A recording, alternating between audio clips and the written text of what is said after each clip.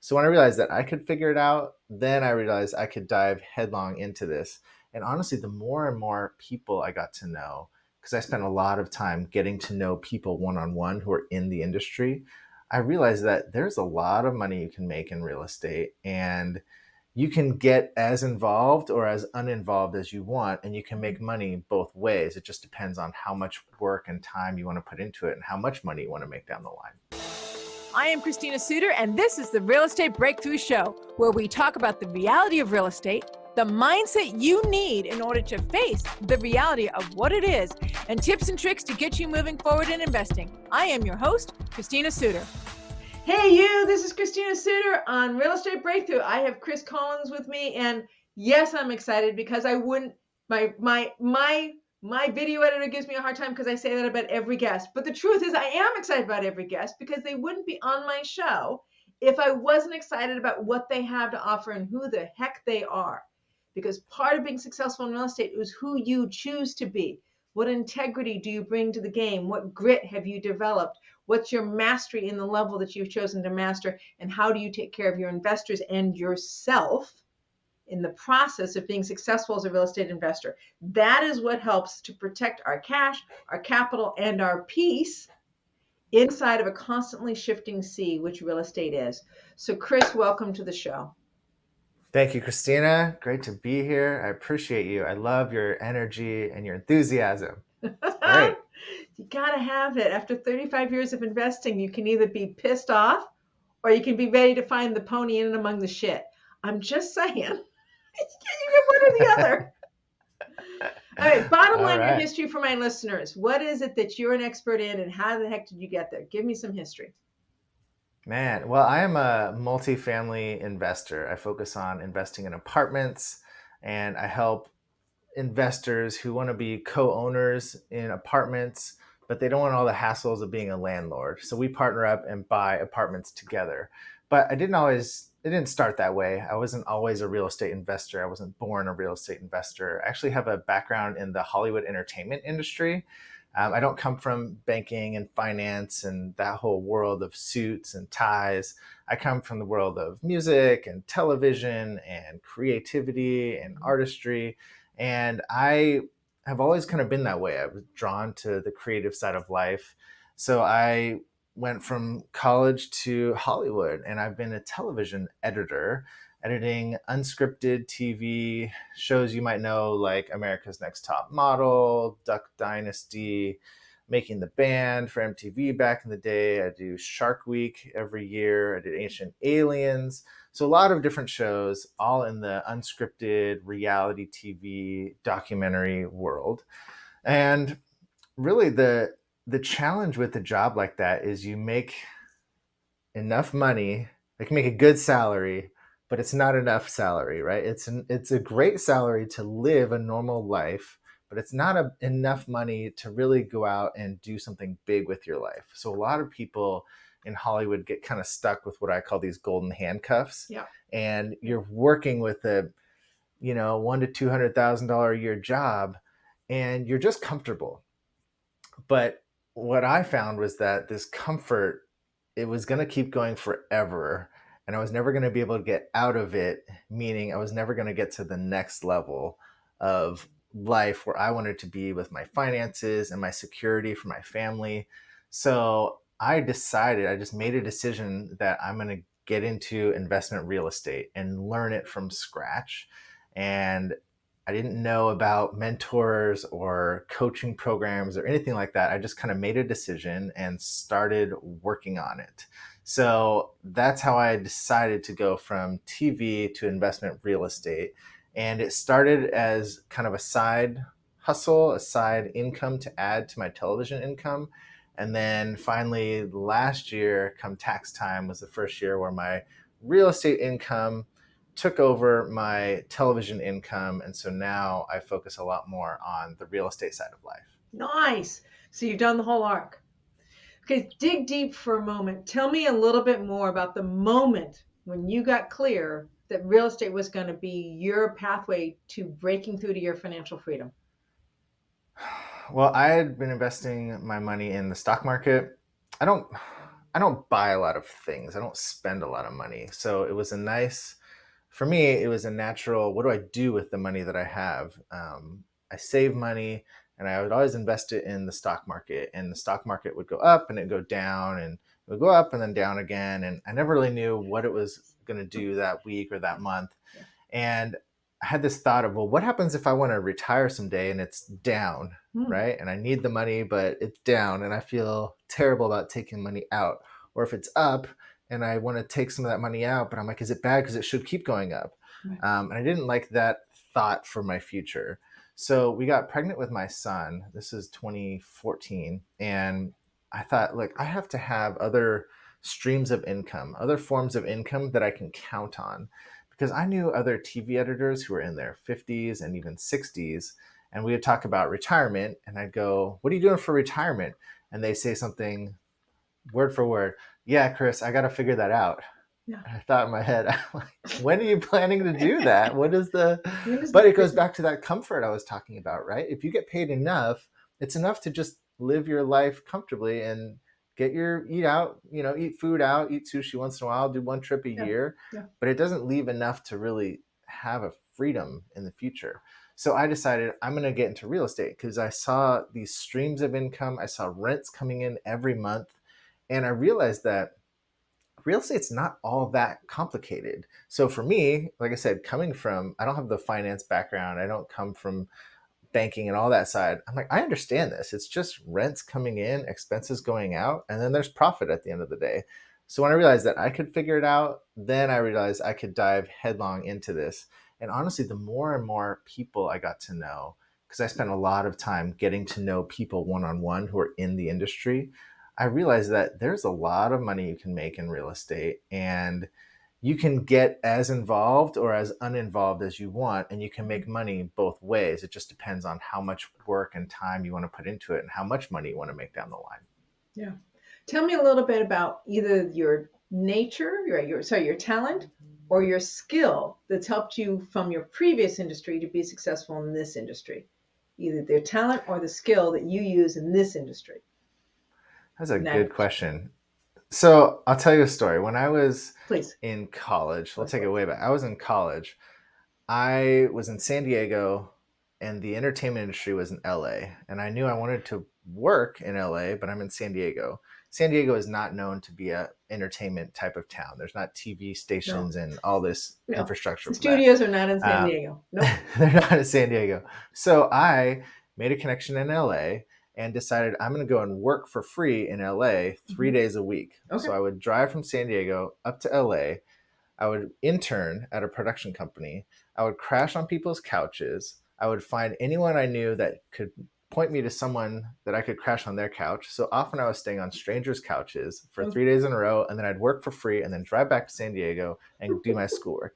And I did that, and I did that, and I did that over and over and over. So when I graduated college, I moved to LA and had a job the next day because I had built this relationship. And then within 6 months, a little 8 months maybe, I was editing, which typically takes years to right. become, to kind of climb the ladder to become an editor.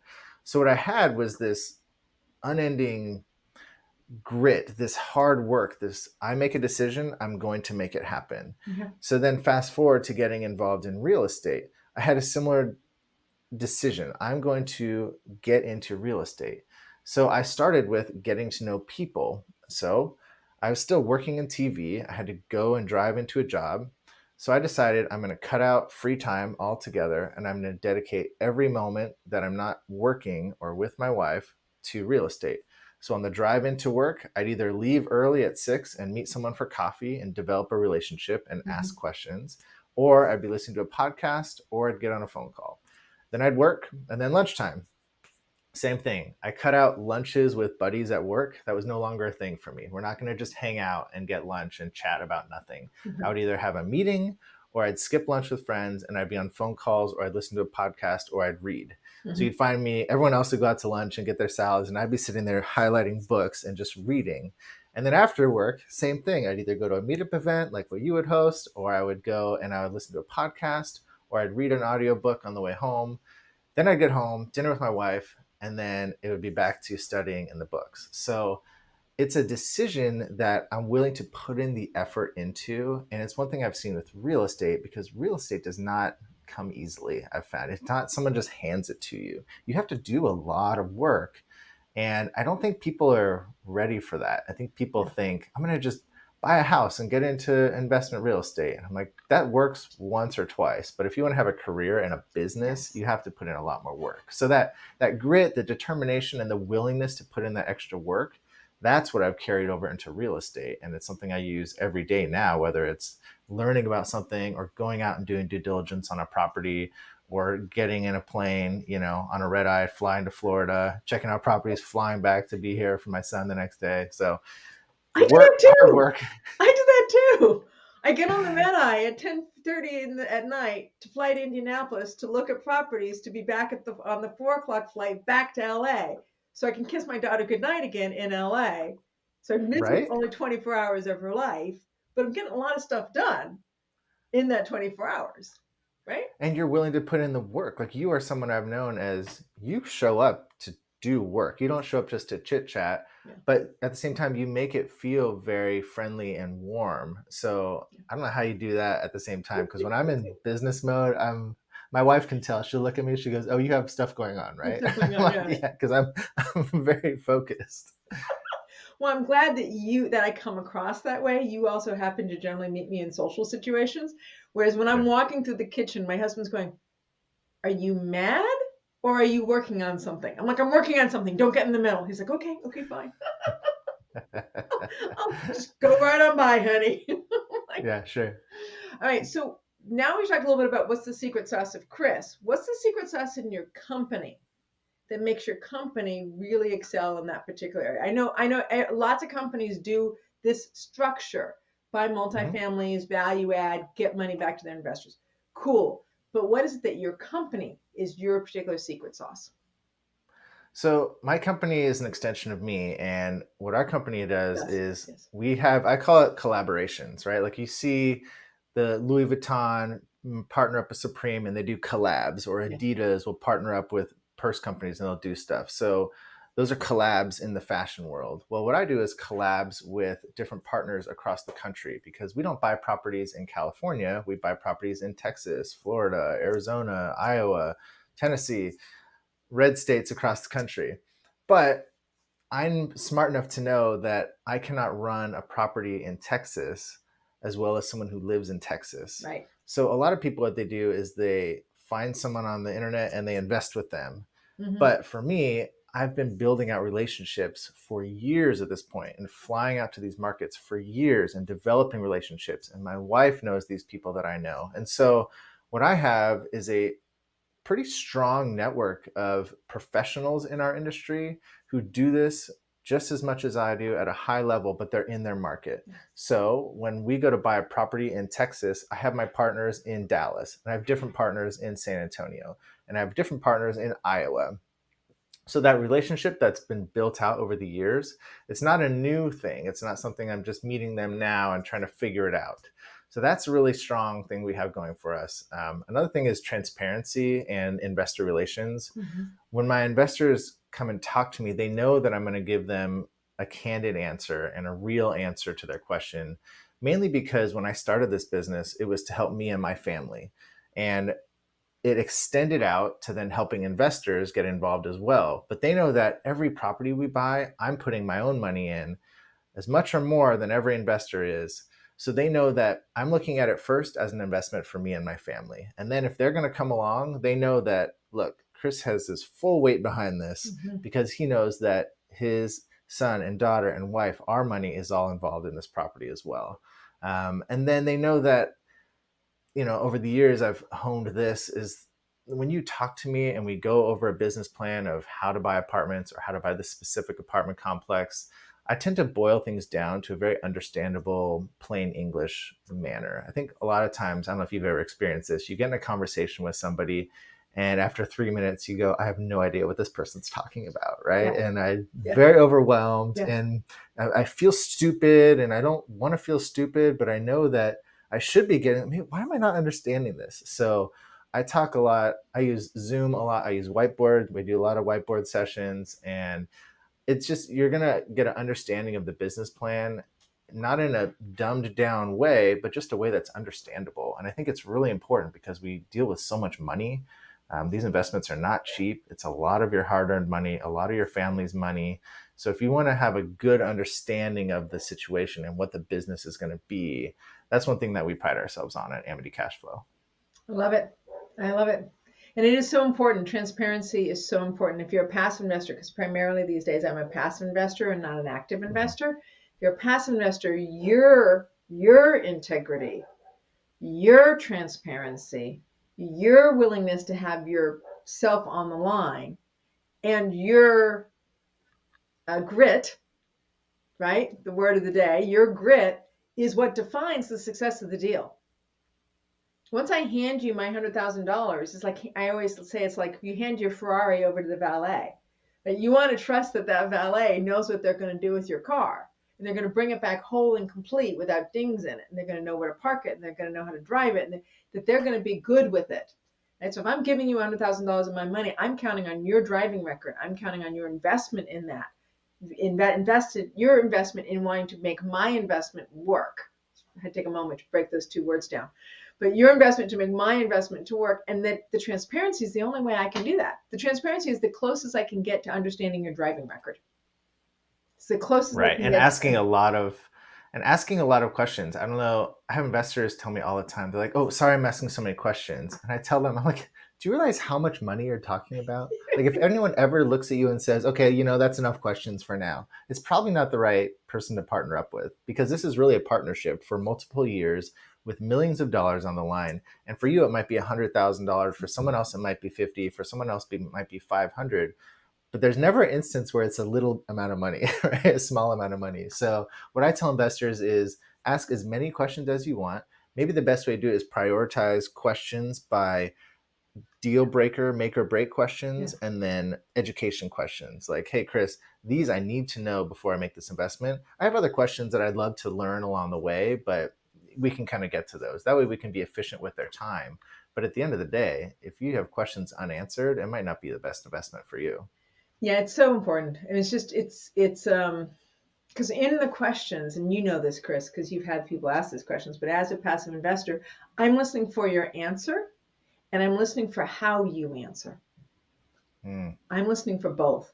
Because what I want to hear is, yes, we have blah, blah, blah, blah, blah, blah, blah as the plan.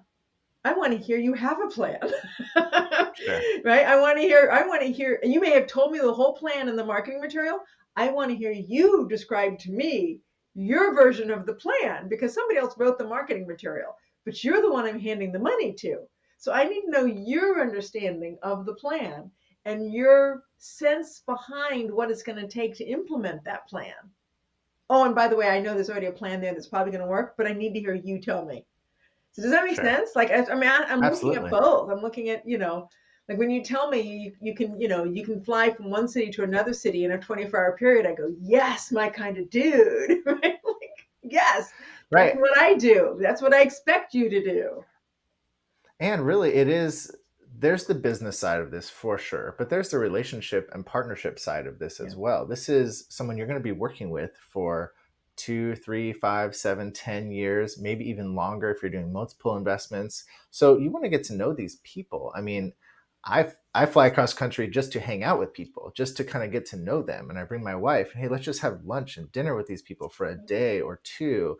That's different than just something you saw on social media. I people find a lot of people find me on social media, or they see my content out there, but my encouragement is, okay, now let's get on a phone call, let's get on a Zoom. I always encourage Zoom calls so you can see face to face Yeah. as much as possible. I want to get in the room with them and have lunch, because it goes both ways, right? As a Yes, it operator, for does. me, I'm looking for investors that we click and we work well together, Mhm. and they should be looking for someone that they trust and that they work well with. Yeah. So it's a relationship business, and a lot of that does come in just meeting people and getting to know, man, when I talk to that guy, he seems so smart, right? Right. And that's what you want to have.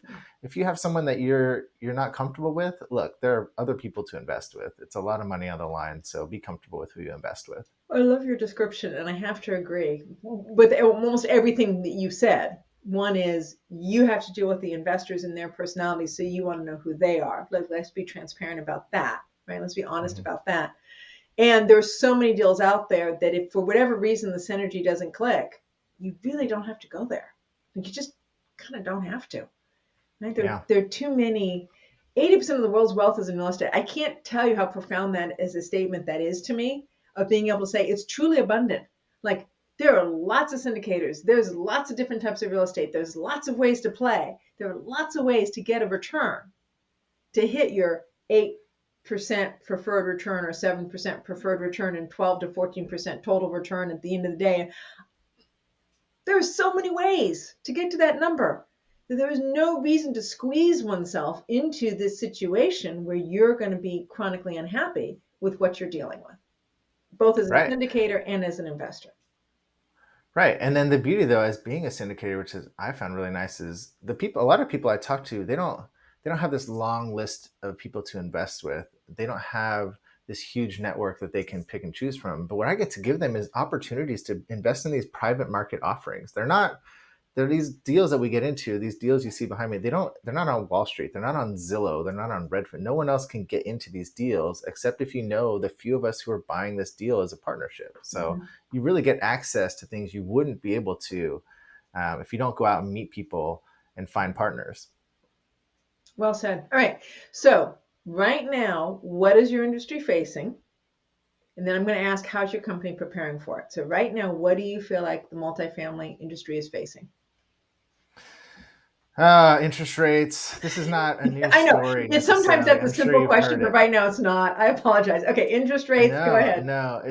The main thing, the two main things that I see are interest rates are high, deal volume is low because of that. Because just so the way that these deals typically work, and I'm probably repeating for a lot of your listeners, but if you're learning, this is going to be helpful. So the way that an apartment complex typically sells is a broker will reach out to the owner and say, hey, can I come out and tour your property with you, give you a BOV, broker opinion of value. And from there, we can talk about if that's a good price you would be interested in. And then they can go out to market and sell it to people like me who are maybe going to buy it. Well, this year, BOVs alone, the broker opinion of values, just those meetings to even get a listing are down by 80%. Okay. So from there, the transactions that actually go to market and sell and buy and trade are down, right? So just the transaction volume alone this past year has been incredibly decreased. So that means there's less opportunity to invest and to get into new deals. And it means that the people selling deals are more hesitant because interest rates are so high.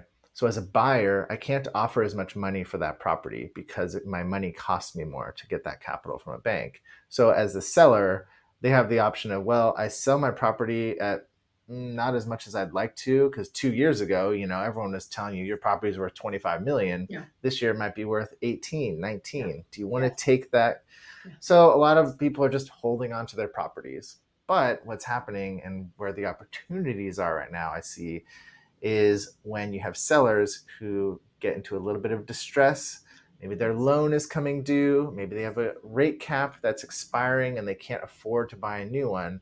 So they got to get this property sold to just either wash and kind of come clean and look, we don't want to put any more money into it. Mhm. Or maybe they just take a little bit lower return for their investors that they were looking for, but at least they're not holding on to a bad deal anymore. So then as buyers, you can come into these deals that are maybe off market, maybe some creative financing, like you're getting some seller financing, or you're getting a local bank to help you out, or you're getting some preferred equity.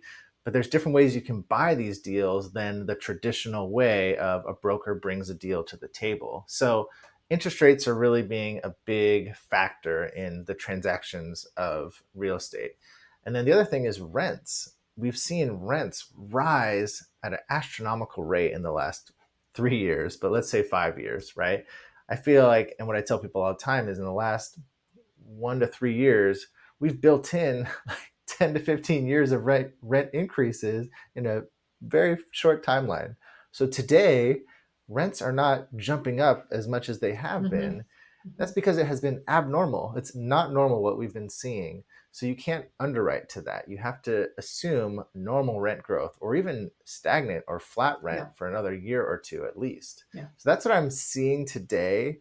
I might have jumped into your next question as well, but those are the two main things that are, hiccups right now. Okay. And so now I'm going to ask a side question just because I love data and I love people who are in the industry. And this is one of the best ways I can get, blood on the street or news from the street. Um, how long do you think it's going to take before those sellers in general are willing to accept the new price point? Because now we have to take a distressed seller in order to get them to be willing to accept it. But at some point, they're gonna be like, oh yeah, last year this building was only worth 18 million. I'm lucky it's worth 18 now. I'll take 18. Like how long is that gonna take? That's a great question. I mean, look, uh, I'll speak from our experience, right? We had a property that we bought for 20, was listed last year for 40, had a buyer backed out. So the values are there. But then this year it's not worth that same 40. So what do? Well, we look at our loan. So we go to our loan and we go, how much longer could we hold this? We could hold this property for another 5, 7 years if we Okay. wanted to. Right. So we'll just write it out. So for me as a seller, as long as I communicate with our investors, hey, we talked about selling this property last year. We're going to just hold it in cash flow. Everyone okay with that? Great. That's what we're going to do because we don't want to take a lower return. So I can't speak to really what everyone's out there is doing and how long that's going to be because I think the wise investor will look at your loan and hold the property and wait for the market to come up because this is cyclical, right? Yeah, Things it go is down, things come up. completely. So if you can ride it out, look, all of us own real estate because we enjoy the cash flow, the tax benefits, we enjoy owning real property. Those things all continue as long as you can afford to. So when sellers are going to take lower returns, I don't know that many sellers are going to just get sick of holding a property and just sell it because why not? I'm sick of seeing these $18 million offers. I think they'll probably hold it and keep cash flowing. But if you're negative cash flow, if your money is running out, if you're coming up against a rate cap, if your loan's coming due, all of these things are pushing sales. I mean, we've Yeah. seen it in the last year personally in our deals. Yeah. So I What think do the you mean is the loan? relationship side of it, yeah, I think the Is the loans are a loan big is the part. I loan think resetting or the cap resetting on the loan that generally forces it to sale? Yeah. that's what I've seen personally. That's where we've seen deals work. And then I think it really comes down to relationships, right? If you're a broker and you have the whole of that deal, a lot of people are going to want that deal today. So you better have a strong relationship with a broker, Yeah. or you better start getting to know some owners of properties so you can get off market deals and not even go through brokers. So we've had some success there. Yeah, that makes a lot of sense. And that's true. That's truthful on both sides of the cycle. Being able to have direct relationships to owners, knowing your farming area, knowing who your brokers are that specialize in that farming area.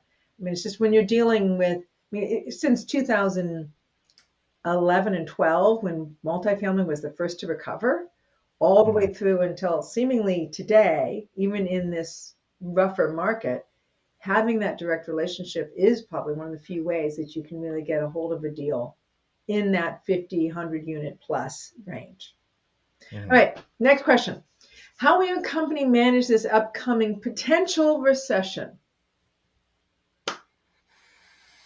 Well, it kind of, to me, I don't know, I kind of talked about it already, but watching our loans really closely, You did? Okay. communicating with investors and letting them know deals we're buying, we're putting lower projected returns than previous years. Even when we see higher returns, we're tapering it down just on paper. Like, Yes. let's just not Yes. project these high Yes. returns. We're watching our rents extremely closely. We're paying attention really to our resident retention and what are we doing with people who already live on our property, right? We don't want them going anywhere because one of the highest costs is turnover. So, but at the same time, what we've seen, it's been interesting. Rents have kind of stagnated a lot in a lot of markets in America, and some of our properties, incoming rents, so new residents that are coming in, we're not maybe continuing to raise those rents. Those Mhm. are kind of staying. But our residents who are renewing, that's where we're seeing increase in rents. Oh, So okay.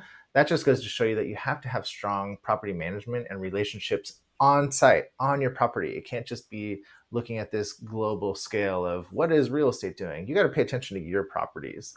And so I think it's also, like I said, communicating with our investors and letting them know where we are with our loan, where our rents are, what kind of rents are we collecting. And I mean, it's one thing that I get a lot of praise from investors on our deals is really clean, clear, over the top as much as possible communication on a monthly basis about the properties you're invested in. So you really have an idea of what's going on site. So I feel like I'm Great. kind of No, no, it's meandering great. around No, there, I love but that. Well, I love your description because it has to do with maintaining what you have, but also being able to purchase into new and being able to project it well, right? Being able to say, no, no, we're going to use minimal expectations on what rental increases. Maybe rents will be stagnant. We're understanding what our loan is. We understand what we're capable of offering based on the loan terms that we're able to get, and being appropriate, you being appropriate to what the market is currently moving forward versus the seller who may or may not be there yet.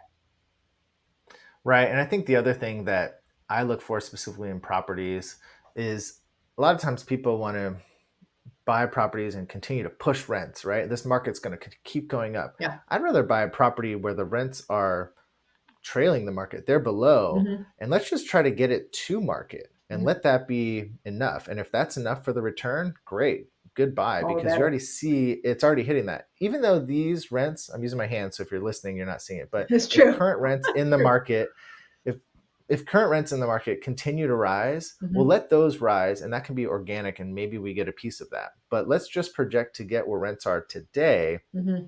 and that can be our returns for our investors. So then we get upside if we get it, but if we don't, then we're just simply hitting what market is already doing today. Perfect. All right. Tell me about a deal that went right inside of your company or your investment history, and how did you set it up for success? Ooh, a deal that went right A deal that went right. Don't worry, I'm going to ask about a deal that all went the wrong too, but we're going to start with the deal that went right first. sure. All the deals go right. Real estate's magical, right? Yeah, right. Mhm. And by the I way, anybody know. who's not watching, you can see the joke on his face. I'm just saying. It's one of the things I spend a lot of time talking with my investors about risk. Yeah. Actually, I mean, if we don't cover it in a phone call, I send them a video and I send them a breakdown of here's all the risks involved. So if you're listening, know that real estate comes with risk, right? Hmm. It's by definition, Yes. investing means risk. So when I talk about things that went right, there's a potential for things to go wrong as well. So we had a portfolio in Florida that we doubled our investors' money in 30 months. It was a little bit, actually a little bit higher than that, but we had projected that in 4 years, but we accelerated it for a couple different reasons. One is we do really intense due diligence when we buy properties. So I go out, I walk every property myself, I talk with other property managers, I look at their units, I see what the potential is for what we can do on our property, as well as what's above and beyond our property. We will never get to these rents, for instance, Hmm. because these properties down the street, they have garages and they have river frontage. We'll never hit those rents. So where can we live? So we took a property and we were able to hit above our projected rents, partially because of the market, but partially because I saw what we were doing on the other properties around, and we went and did above and beyond that. So we moved walls in our units, we added Nice. walk-in closets, we made a community that was above what was being offered around there, and then our rents kept on going up. So a little bit of seeing what's in the market and trying to exceed that, a little bit of timing the market. We sold these properties at a great time before everything started dropping Yeah. down. So at cap rates Mhm. in Florida that are now, I don't know, 40, 50% higher than what we sold ours at. So timing the market and seeing it's a good time to sell. So that was a success because investors got to invest their capital, watch a business plan unfold. There were certainly challenges. This was through COVID, mind you. Um, we Right. saw the fear of what's going to happen. Are people going to pay their rent? We got to see. I tell this story all the time where you know the government handed out money to the nation. Right, here's free money. It's COVID, but what we got was a new line item on our T12 of future rents collected. What is that? What is this? Well, everyone took their money from the government and they gave it to us, the owners, to pay their rent in advance so they know that their housing is secured. It's one of the best theses I've ever seen about why owning multifamily is a necessary asset. It's one of my whole investment theses. Owning necessary assets, meaning what is where's the money going to go first from our residents? And it goes to Nice. rent, and it goes to food, clothing, etc. But anyway, so long story short, we accelerated our timeline. We returned investors money, doubled it in about 30 months, and really paid attention to the market. And now you're going to ask me about challenges. So let's That's talk about right. So that next too. is tell me about a deal that went wrong. How did you fix it? And what did you learn? Because we all learn when something goes wrong, right? That is the prime learning line of life, is not when things go right, but when things go wrong. I agree completely. And I tell my son that all the time. It's like, it's great to celebrate your successes, but celebrating your challenges and celebrating some failures along the way is when you're going to learn. And that's what sticks in your head, right? Yeah, it is what sticks in your So, head. Yeah. yeah, I'll give you two quick examples. Great. One, we have properties in San Antonio in Texas, and 2 years ago there was this great freeze that fell across Texas. It was Yeah. unheard of, and we Okay. had pipes freezing over and bursting into units, which doesn't Wow. happen Yeah, in that doesn't Texas. happen This in is a Texas. this is a No. Midwest issue, right? This That's happens in Indianapolis. Iowa. That's where I invest. But in Indianapolis, your pipes are wrapped and They you're they're running water prepared through them. for it. They're prepared for it. They're underground, right? There's all these things in place because that's what happens there. In Texas, we don't have that, right? Texas, we have shifting sands and unstable floor, You do foundations. unstable That's part of Texas. soaking wet subfloors and shifting sands. And yes, that is correct. Very different. Right. So we had pipes burst, and it's all the operators, all the people who own properties look around like, are you guys having this? Are you having this? Okay, this is not normal, but it's something we're all dealing with. So to me, it was a great example of how good is your property management. Can you guys go in and handle that? So we had our pipes burst and fixed within a week. Other people were down for multiple weeks because they weren't quite prepared or their property management was spread too thin. Okay. So we Yeah. put full-time property management on site, and we have good maintenance crews who are ready to go to work right away. They're not spread too thin. So it's a testimony of, can you what's the word, like, mobilize your property management to deal with a problem Mhm. rather than the normal, right? The normal is it's what's expected. That's what you see. Okay, hey, we have a leaky faucet here. Hey, our plumbing's backed up in this toilet, right? Those are normal things you deal with. But I think you're going to find out the salt of your management when you have an issue like this happen, or if you have a drunk driver run into one of your units and on a corner unit off the street, and that one's going to be down. You got to fix that quickly because it's not only just the income, but it's an eyesore for the property, and that looks bad. Yeah. So being able to mobilize quickly. On that same note, really, for mobilize quickly, we had our property manager in our Florida portfolio quit, and so that left a vacancy. And property management, huge issue, right? You have to have a good property manager on site. But we got to see the economies of scale really play out there because we took a property manager from a sister property that we had that was Okay. about 2 miles away. Let's go, hey, look, for now, we need you to split your time 50-50, this property, this property. It leaves them both short staffed for a moment, but they do have oversight on them. So being able to mobilize and be quick in your decision making and having a resource on the ground that you've set up and trust to be at both Yeah. properties, it really saved us there while we found a new property manager. But if that was our only property in the market or we didn't have anyone on staff, we'd just be out and we'd be scrambling to find someone and put someone in that maybe isn't the best fit. They're just someone available quickly, which, as you know, is not really who you want. You don't want the person who's available right now necessarily. So, Yeah, yeah, they're challenges. rarely the best if they're because Yeah, it's challenges a risk come from life. all. There are always challenges. It never ends. I mean, Yes. there's contractors who don't show up, contractor teams that don't show Okay, up, how do you deal with lenders that don't. contractors? That is a chronic problem inside of real estate, both in single family residential, multifamily residential. I mean, it's in multiples. How do you deal Yeah. with contractors? Totally off the script. Tell me. Yeah, it's a good question. So what we've done is we put multiple teams on site at the same time. Okay. Hey, you bring your team, you're going to be doing these units. You bring your team, you're going to be doing these units. You bring your team, you're going to be doing the roof. And then you see how they work because Okay. they know, they see other guys working, they see other people working. Oh man, why are they okay? Well, so either they're going to show up and you know, I'm going to say show up and show out, which is a term, but they're going to show that their work stands above, or they're going to get intimidated and not do great work. But you have multiple people going, so that way you can go, look, these guys aren't working as well. Let's let these two guys work well. But you're not wasting time. It does take a lot of money in capex up front. So Yeah. let's just put that out there. You can't do this if you're if you're just getting by on your property. It's harder to do that. Right. But when you're early on in the process, maybe you have a lot of your money raised from investors up front to take care of capital expenditures and renovations, then yeah, put a couple people up front. Don't spend all your time on one contracting team and wait 3, 4, 6 months to find out that they haven't been providing what they said they were going to. But if you find out quickly within the first 2 months, then you can really fly because you saw them stand out in the Yeah. face of adversity, I guess I would say. But knowing that, hey, look, we need you to do well. Here's where you put a little pressure on them. They see it and they feel it. All right. So put a little pressure on them, right? Don't wait 6 months to work out where they're lagging. Wait only 2, and have a little friendly competition going between, like, yeah, no, you're not the only contractor on site. If you don't do well, I do have somebody else I can move right in. So a I little. mean, the other thing really is, and we didn't talk about, is Yeah. local oversight, right? Like I was saying, Okay, my good. partners are in the market, Hmm. being able to walk the units quickly with them and not waiting for the end of the month or the end of the 2 week period. Walk the units. Hey, you just finished unit 12. I'll be right over there. Let's walk it. Oh, you're going to come right. Yeah, I'm coming right Yeah, now. I'm Let's coming go right look at the now. You cabinets. said it was How'd the done. paint? He says, let's look at the paint. Wow, there's a lot of drips on all these cabinets. Yeah. Why are there drips on the cabinets? Yeah. Oh, you just kind of painted in along the electrical outlet. That is some shoddy work. Okay.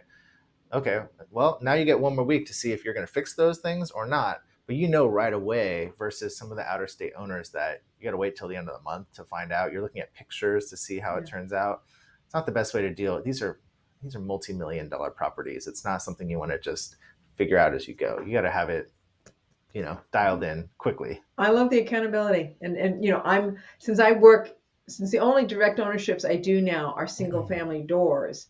I'm the Mm-hmm. one who's like, yeah, I'll be there September 20th. Like, literally, I'm going to be at a property I've purchased. The team has done their painting, they've done their prep work, the Airbnb, and now I'm going to go look at it. They're pouring concrete today, literally, Okay. and I'm going to go look at it all on the 20th, right? And it's Mm-hmm. like, but then my designer's gone. She's moved on to her next project. If I don't like what she's done, I'm going to have to pull her back to get her focus for a small dollar amount.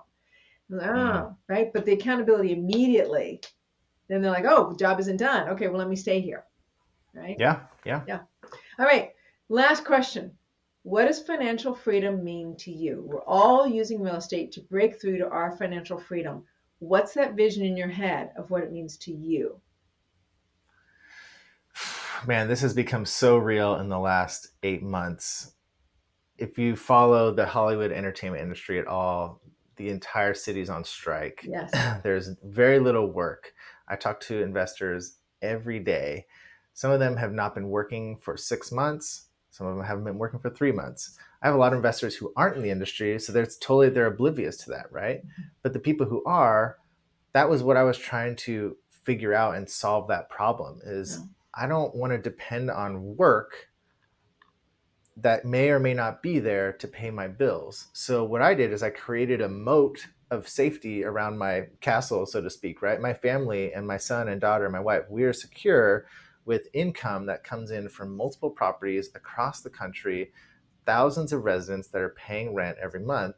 And then if I want to go work some television shows, let's do that as well. But it's simply adding to it. It's not the main foundation anymore. So to me, financial freedom isn't sitting on a beach somewhere because I cannot.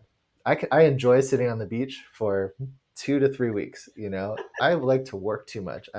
Maybe it's a sick. I don't know. I'm not a workaholic. No, I'm no, not a no, no, no. workaholic. I'm I have not a the exact same workaholic. problem. I just But went on a 2 week vacation to Europe with my family, and I'm all like, okay, I'm ready to get back to my exciting life in LA.